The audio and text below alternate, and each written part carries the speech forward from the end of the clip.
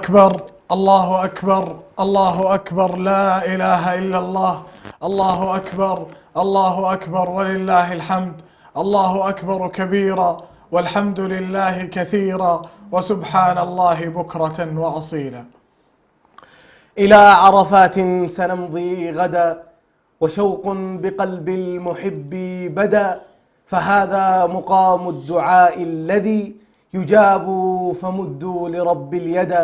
يباهي بكم ربكم فاسعدوا وينزل يسمع كل الندى، فهلوا دموع الأسى توبة وقولوا أتيناك يا ذا العلا.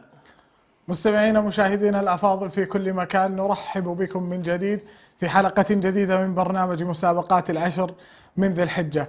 يصحبني في التقديم أخي وزميلي أنس. أهلا وسهلا أنس. حياك الله عبد الرحمن وحياكم الله مشاهدينا الكرام في الحلقة الأخيرة والختامية من برنامجكم برنامج مسابقات العشر من ذي الحجة.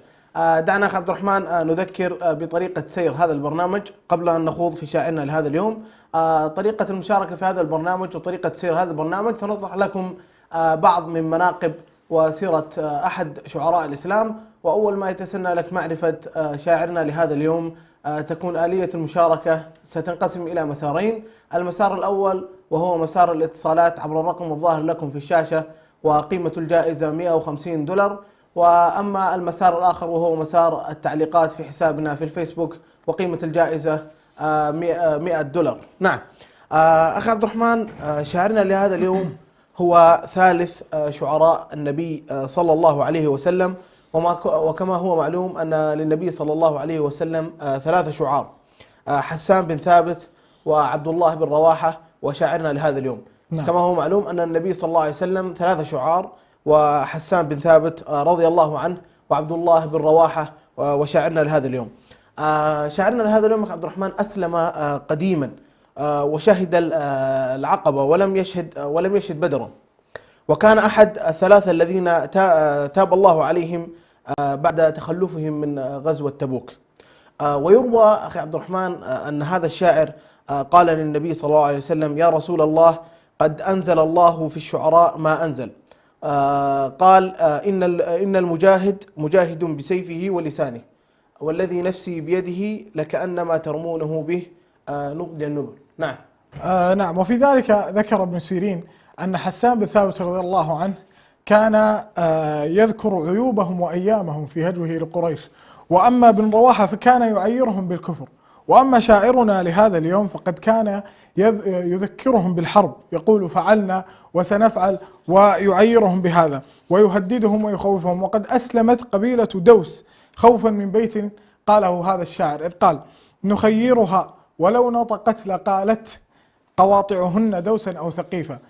يذكر أن الشاعر هذا أسلمت على يده قبيلة دوس خوفا من هذا البيت. ويروى عن النبي صلى الله عليه وسلم أنه قال لهذا الشاعر: ما نسي لك ربك بيتا وما كان ربك نسيا. ما نسي ربك لك بيتا قلته.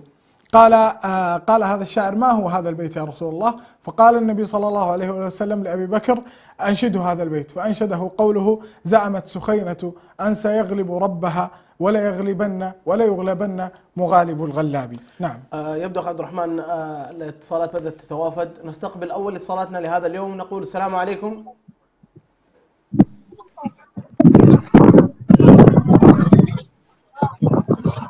ألو، السلام عليكم. وعليكم السلام ورحمة الله. حياك الله. من معي من يتكلم يا أخي الفاضل؟ معاكم أسامة إيهاب من اسطنبول. أسامة إيهاب من اسطنبول، حياك الله حبيبي أسامة. هل عرفت شاعرنا لهذا اليوم؟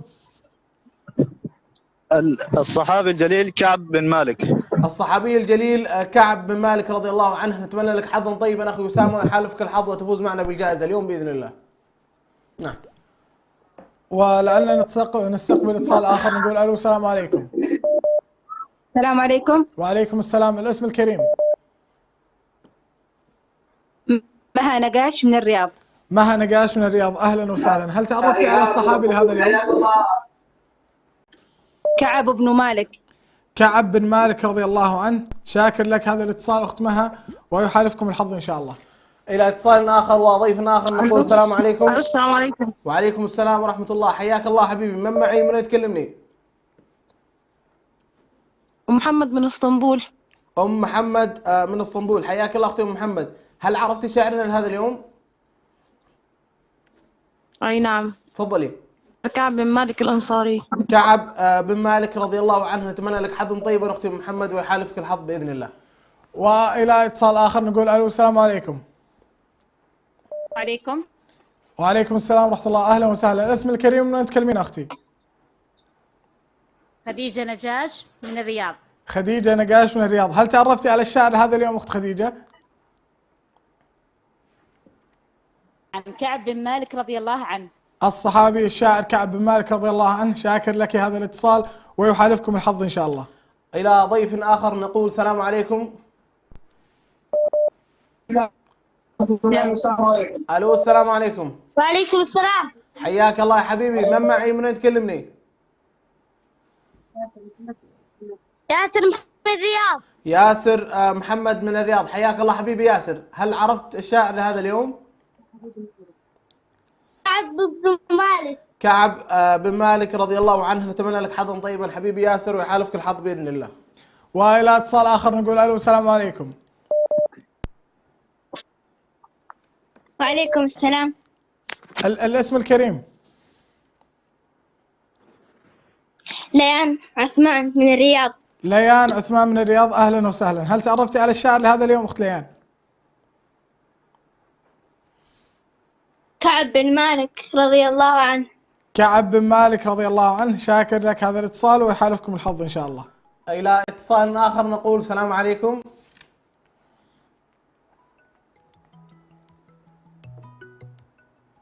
الو السلام عليكم. الو السلام عليكم. وعليكم السلام. حياك الله حبيبي. من معي؟ من تكلمني؟ صالح حسن من الرياض. صالح حسن من الرياض. حياك الله حبيبي صالح. هل عرفت شاعرنا لهذا اليوم؟ كعب بن مالك. كعب بن مالك رضي الله عنه. اتمنى لك حظا طيبا اخوي صالح ويحالفك الحظ باذن الله. والى اتصال اخر نقول الو السلام عليكم. السلام عليكم ورحمة الله وبركاته. وعليكم السلام ورحمه الله وبركاته. اهلا وسهلا. الاسم الكريم اخي؟ مرحبا حياكم الله. الاسم محي الدين عبد الواسع محمد طاهر. حياكم الله. محي الدين عبد الواسع محمد طاهر. اهلا وسهلا. نسأل الله لكم التوفيق والتسديد. اللهم امين. اللهم امين. شاكر لك هذا الاتصال. كعب بن مالك. الصحابي الشاعر كعب بن مالك. شاكر لك هذا الاتصال ولعله يحالفك الحظ باذن الله. الى اتصال اخر وضيف اخر نقول السلام عليكم. وعليكم السلام ورحمه الله. حياك الله. من معي؟ من تكلمني؟ السلام عليكم. وعليكم السلام ورحمه الله. حياك الله حبيبي. من معي؟ من تكلمني؟ معك أبو سعيد من الرياض. اعد الاسم مره اخرى. أبو سعيد. ابو سعيد من الرياض. حياك الله حبيبي ابو سعيد. هل عرفت عنا لهذا اليوم؟ الشاعر هو الصحابي كعب بن مالك. كعب بن مالك رضي الله عنه. اتمنى لك حظا طيبا حبيبي ابو سعيد ويحالفك الحظ معنا وتفوز بالجائزه ان شاء الله. والى اتصال اخر نقول الو السلام عليكم.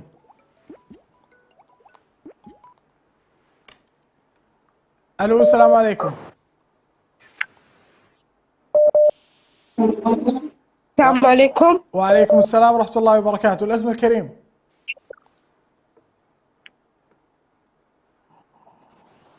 الو السلام عليكم. وعليكم السلام ورحمه الله. الاسم الكريم؟ هالة محمد من الرياض. هالة محمد من الرياض. هل تعرفتي على الشاعر هذا اليوم اخت هالة؟ كعب بن مالك رضي الله عنه. كعب بن مالك رضي الله عنه. شاكر لك هذا الاتصال ويحالفك الحظ ان شاء الله. الى اتصال اخر نقول السلام عليكم. الو السلام عليكم. الو السلام عليكم. وعليكم السلام ورحمه الله. وعليكم السلام ورحمة الله. حياك الله. من معي؟ من تكلميني؟ الليل من السودان.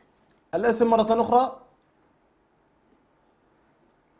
الو الإجابة كعب بن مالك.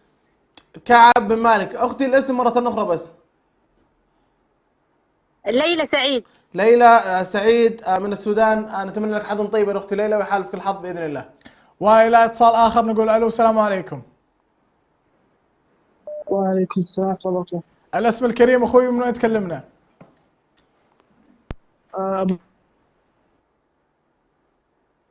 الو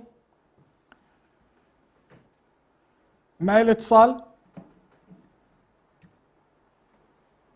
الو السلام عليكم. هل تسمعني يا اخي؟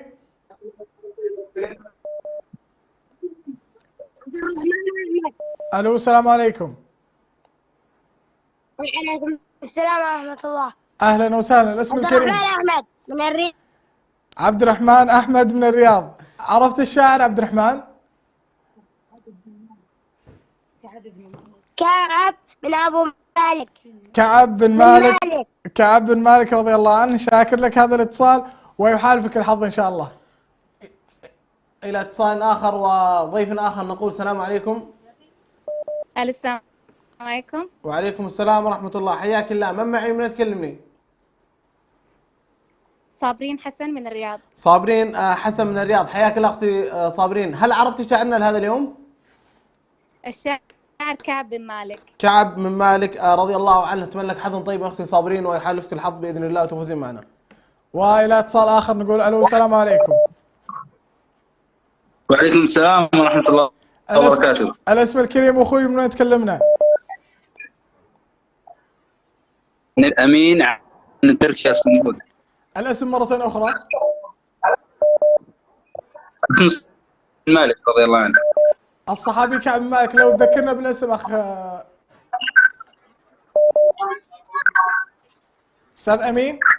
ما اسمع. الاسم مرة اخرى؟ نبيل امين علي. نبيل امين علي. شاكر لك هذا الاتصال اخ نبيل ويحالفك الحظ ان شاء الله. الى اتصال اخر نقول السلام عليكم. الو السلام عليكم.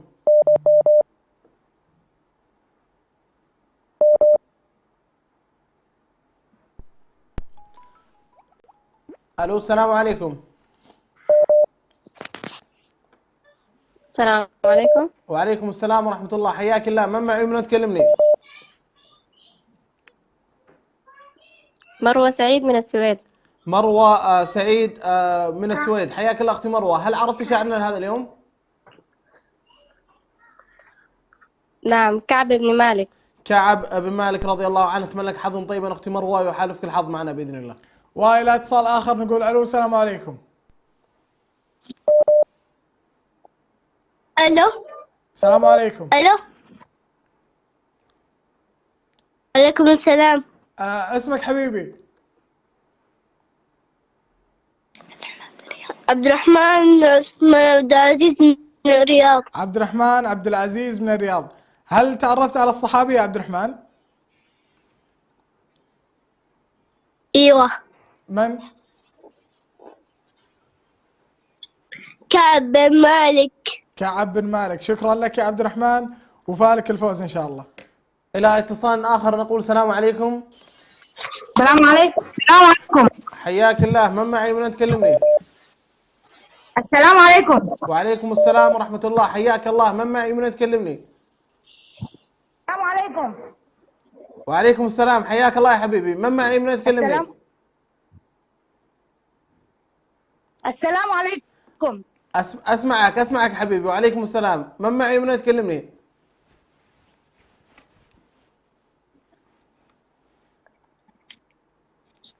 الو. السلام عليكم. وعليكم كيف السلام. اخبارك؟ يا مرحبا. حياك الله حبيبي. من معي من تكلمني؟ الو. الو. حياك الله يا حبيبي. من معي من تكلمني؟ الو. حياك الله يا معك حبيبي. رياض من السودان. رياض من السودان. حياك الله حبيبي رياض. كعب بن مالك. كعب بن مالك رضي الله عنه. رياض جاسر من السودان.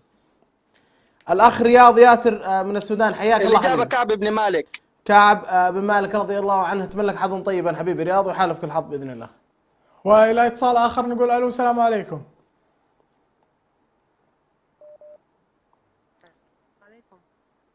الو السلام عليكم. السلام والرحمة. الاسم الكريم. السلام عليكم. وعليكم السلام ورحمة الله. الاسم الكريم. حياة عبد الواسع جابر. حياة عبد الواسع جابر، اهلا وسهلا ومرحبا اخت حياة عبد الواسع جابر. من وين تكلمين اخت حياة؟ الله. شاعر اليوم كعب بن مالك رضي الله عنه. جزاكم الله خير على هذا البرنامج الرائع. الله يعطيك العافية، شاكر لك هذه الدعوات الطيبة ويحالفكم الحظ إن شاء الله. إلى اتصال آخر وضيف آخر نقول السلام عليكم. الو. يا مرحبا، حياك الله. من معي من تكلمني؟ الو، السلام عليكم. وعليكم السلام ورحمة الله، حياك الله. من معي من تكلمني؟ فوزية سعيد من الرياض. فوزية سعيد من الرياض، حياك الله أختي فوزية. هل عرفت شأننا لهذا اليوم؟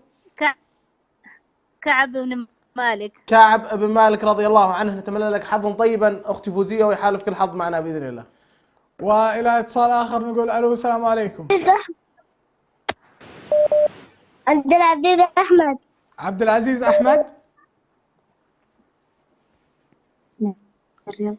رياض. من الرياض. عبد العزيز أحمد كعب من بن مالك. عبد العزيز أحمد من الرياض، والإجابة كعب بن مالك. شكرا لك يا عبد العزيز. إلى اتصال آخر نقول السلام عليكم. وعليكم السلام ورحمة الله وبركاته. حياك الله. من معي من تكلمني؟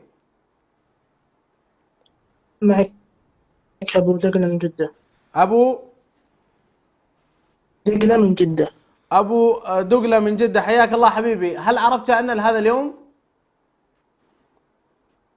مالك بن كعب. من؟ مالك كعب. كعب بن مالك رضي الله عنه. نتمنى لك حظا طيبا ويحالفك الحظ معنا بإذن الله. وإلى اتصال آخر نقول ألو السلام عليكم. عليكم السلام، مرحبا. حياك الله، أهلا وسهلا. من تكلمنا أخوي اسمك الفاضل؟ معك أبو صلوح من الرياض. أبو صلوح من الرياض. هل تعرفت على الشاعر لهذا اليوم أخ أبو صلوح؟ كعب بن مالك. كعب الصحابي الجليل كعب بن مالك رضي الله عنه. شاكر لك هذا الاتصال أخي أبو صلوح ويحالفك الحظ إن شاء الله. إلى اتصال آخر نقول السلام عليكم. السلام. حياك الله. من معي من تكلمني؟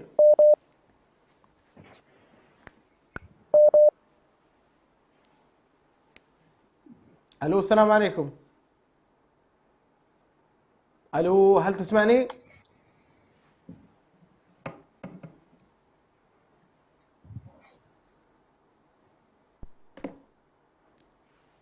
ألو السلام عليكم. ألو السلام عليكم. السلام ورحمة الله. الاسم الكريم أخوي الفاضل، من وين تكلمنا؟ خالد من الرياض. خالد قطب من الرياض. هل تعرفت على الصحابي لهذا اليوم أستاذ خالد؟ نعم، كعب بن مالك. كعب بن مالك رضي الله عنه. شاكر لك هذا الاتصال ويحالفك الحظ إن شاء الله. إلى اتصال أخير في حلقتنا الأخيرة نقول السلام عليكم. ألو السلام عليكم. ألو السلام عليكم. حبيبنا هل تسمعني؟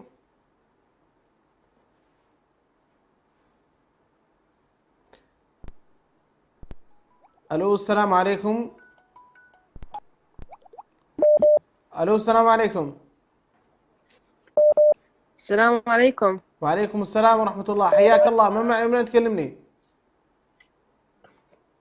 معك جواهر محمود من السودان. جواهر محمود من السودان، حياك الله أختي جواهر. هل عرفتي شاعرنا لهذا اليوم؟ أيوة نعم، كعب بن مالك. كعب بن مالك رضي الله عنه. نتمنى لك حظا طيبا أختي جواهر ويحالفك الحظ بإذن الله. مستمعينا ومشاهدينا الأفاضل في كل مكان، للحديث بقية فابقوا معنا ولكن بعد الفاصل.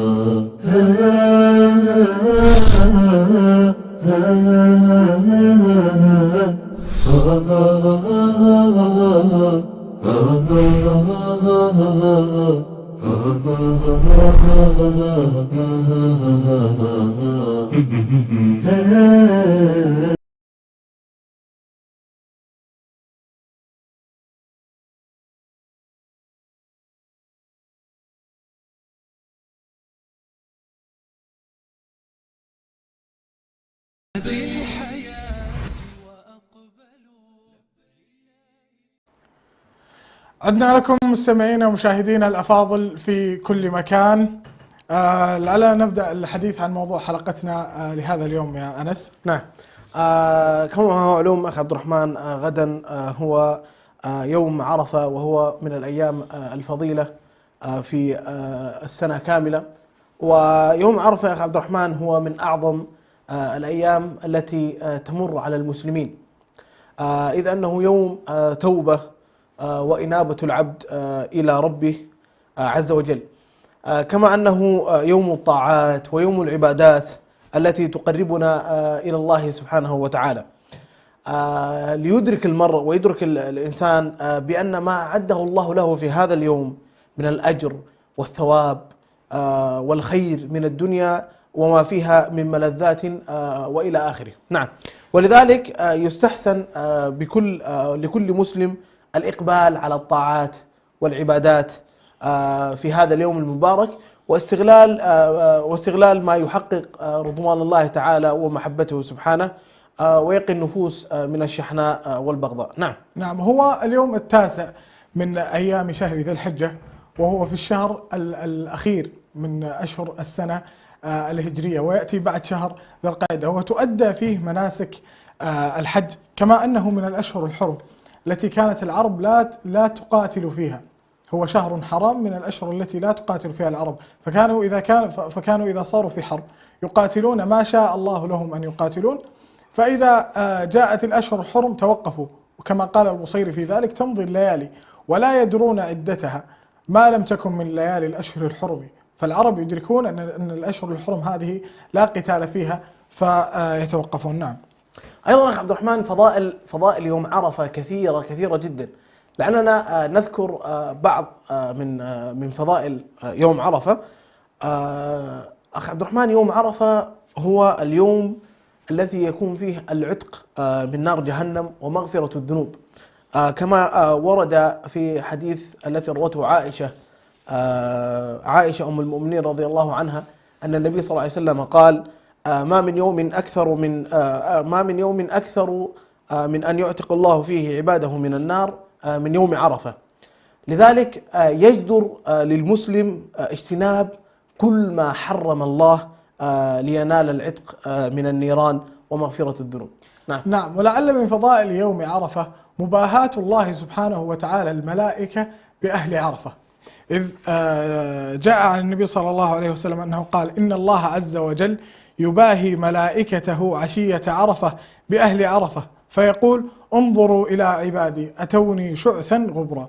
ومن أتم النعم وأفضلها التي يمن الله بها على عباده في هذا اليوم الفضيل هو نزوله إلى السماء الدنيا، إذ قال النبي صلى الله عليه وسلم: ما من يوم أفضل عند الله من يوم عرفة، ينزل الله إلى السماء الدنيا فيباهي بأهل الأرض أهل السماء.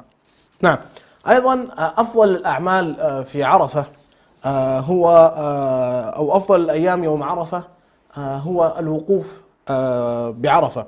يعد أخ عبد الرحمن الوقوف في عرفة هو الركن الأعظم من أركان الحج، فقد قال النبي صلى الله عليه وسلم: الحج عرفات، ذكرها مرتين: الحج عرفات. نعم. فمن فاته الوقوف في عرفة فاته الحج. وقد قال شيخ الإسلام ابن تيمية رحمه الله تعالى: الحج عرفة أي هو الأصل والباقي تبع. الحج عرفة، الأصل في الحج هو عرفة، وما دون ذلك فهو تبع لما هو. نعم. ونقل ابن قدامة إجماع العلماء في ذلك. نعم، ويسن في يوم عرفة الإكثار من ذكر الله سبحانه وتعالى في أي حال من الأحوال، وفي أي موطن من المواطن، وفي أي جزء من أجزاء اليوم، وليس في هذا صورة معينة، جلوسا أو قياما اضطجاعا أو راكبا أو ما إلى ذلك. ومن صور ذكر الله سبحانه وتعالى التهليل والتكبير والتحميد، وما جاء في الأثر من غيرها، كما قال النبي صلى الله عليه وسلم: ما من أيام أعظم عند الله ولا أحب إليه من العمل فيهن من هذه الأيام العشر، فأكثروا فيهن من التهليل والتكبير والتحميد. أيضا من ضمن الفضائل، وبالمناسبة فضائل يوم عرفة كثيرة جدا، صيام يوم عرفة. قال الرسول صلى الله عليه وسلم: صيام يوم عرفة أحتسبه على الله أن يكفر السنة التي قبلها والسنة التي بعدها.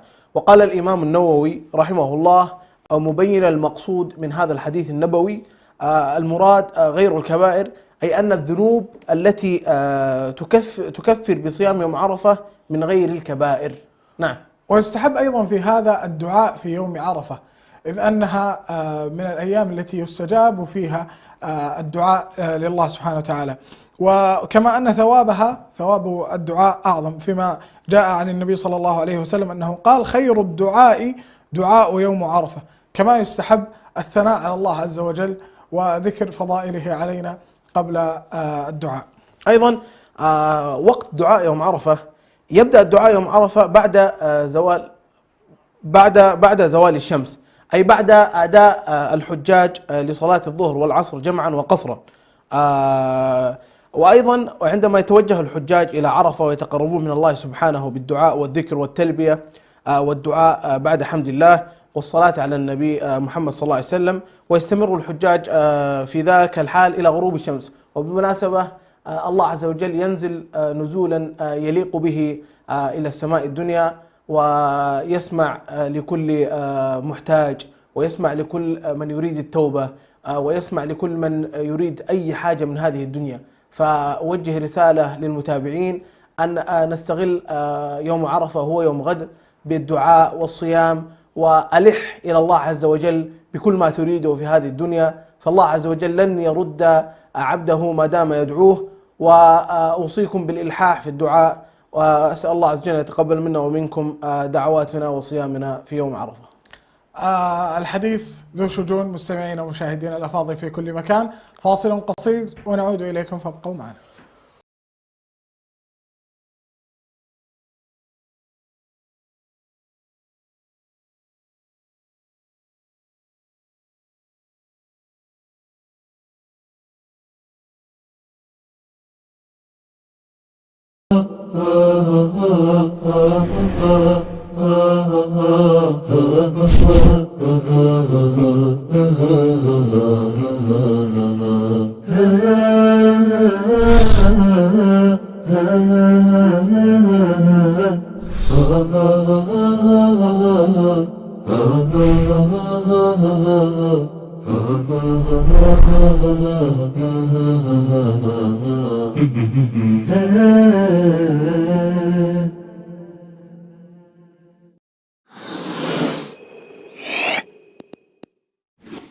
بسم الله الرحمن الرحيم.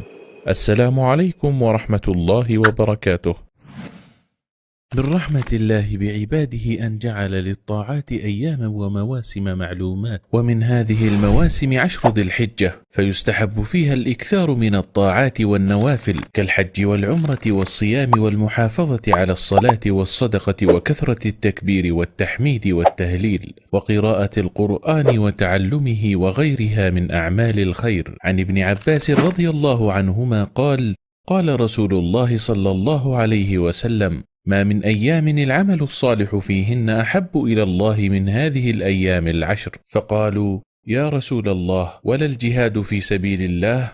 قال: ولا الجهاد في سبيل الله إلا رجل خرج بنفسه وماله فلم يرجع من ذلك بشيء. ومن أهم هذه الأيام يوم عرفة، ومن فضل هذا اليوم على سائر الأيام أنه اليوم الذي أخذ الله فيه الميثاق على بني آدم، واليوم الذي أكمل الله فيه الدين وأتم فيه النعمة على النبي صلى الله عليه وسلم وأمته، وهو يوم مغفرة الذنوب والعتق من النيران، وهو يوم عيد لأهل الموقف بعرفة. شرع النبي صلى الله عليه وسلم صيامه لغير الحاج فقال: صيام يوم عرفة أحتسب على الله أن يكفر السنة التي قبله والسنة التي بعده. قال النبي صلى الله عليه وسلم: خير الدعاء دعاء يوم عرفة، وخير ما قلت أنا والنبيون من قبلي لا إله إلا الله وحده لا شريك له، له الملك وله الحمد وهو على كل شيء قدير.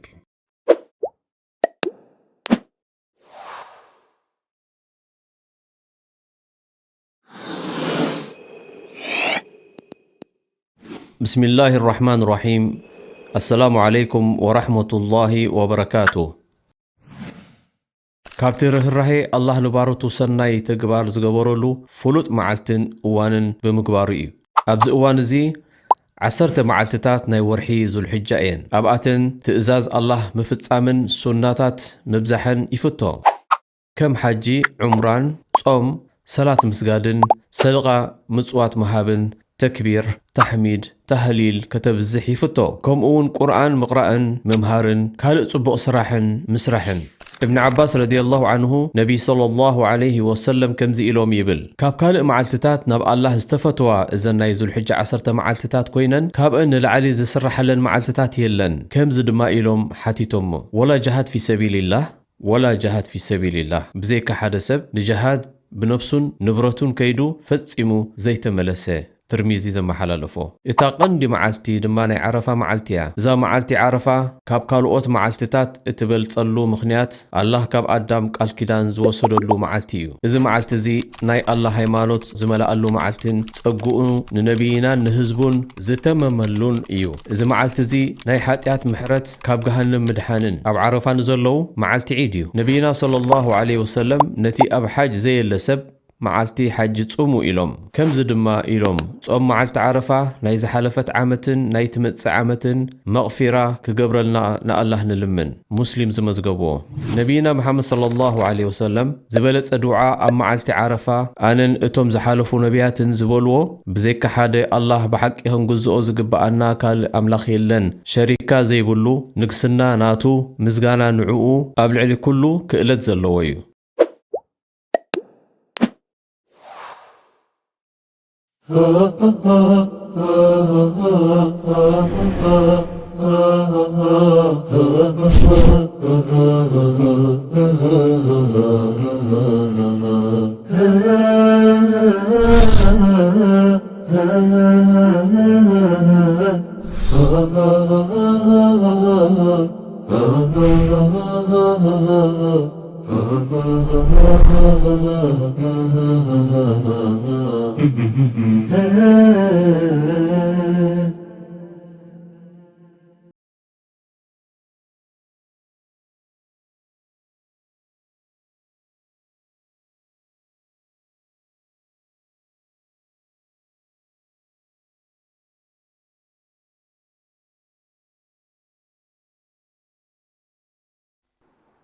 أهلا ومرحبا بكم مشاهدينا الكرام. عدنا لكم بعد هذا الفاصل ووصلنا وإياكم إلى اللحظات المهمة والتي يتابعونها ويترقبونها المشاهدين عبر الشاشات. سنبدأ اليوم السحب بالجائزة الثانية وهي جائزة التعليقات في حسابنا في الفيسبوك وقيمتها $100.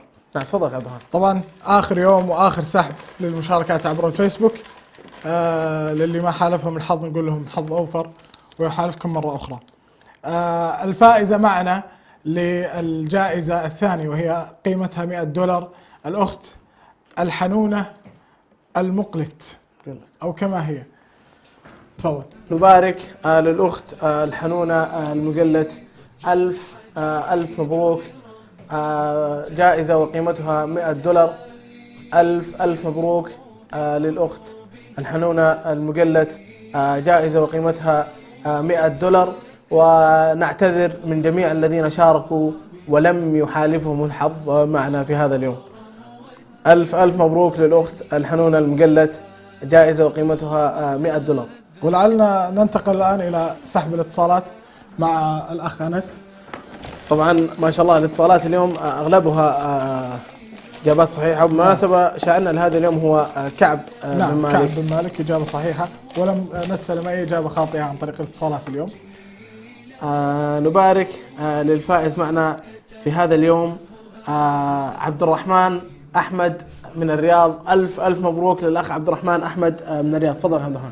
نبارك للأخ عبد الرحمن أحمد من الرياض الفائز الأخير معنا عبر الاتصالات، والإجابة كما ذكرنا كانت كعب بن مالك الصحابي الشاعر كعب بن مالك رضي الله عنه. نبارك للأخ عبد الرحمن أحمد من الرياض، ونقول لمن لم يفوزوا معنا في هذا البرنامج يحالفكم الحظ في أوقات أخرى ومسابقات أخرى بإذن الله تعالى. عبد الرحمن أحمد مبروك لك هذا الفوز معنا.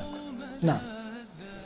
الله أكبر، الله أكبر، لا إله إلا الله، الله أكبر، الله أكبر، ولله الحمد. كبروا ليبلغ تكبيركم عنان السماء. إلى عرفات الله يا خير زائر، عليك سلام الله في عرفات.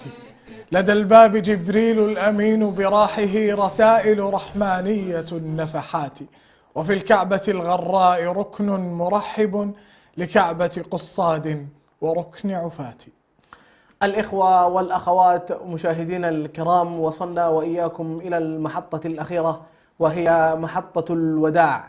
شكرا لكم جميعا، والشكر موصول لمن صاحبني طيلة هذا البرنامج مسابقات العشر من ذي الحجة، أخي وزميلي عبد الرحمن. شكرا لك عبد الرحمن. شاكر لك يا أنس هذا التقديم الرائع والمتألق على مدى الحلقات. يا من يعز علينا أن نفارقهم، وجداننا كل شيء بعدكم عدم.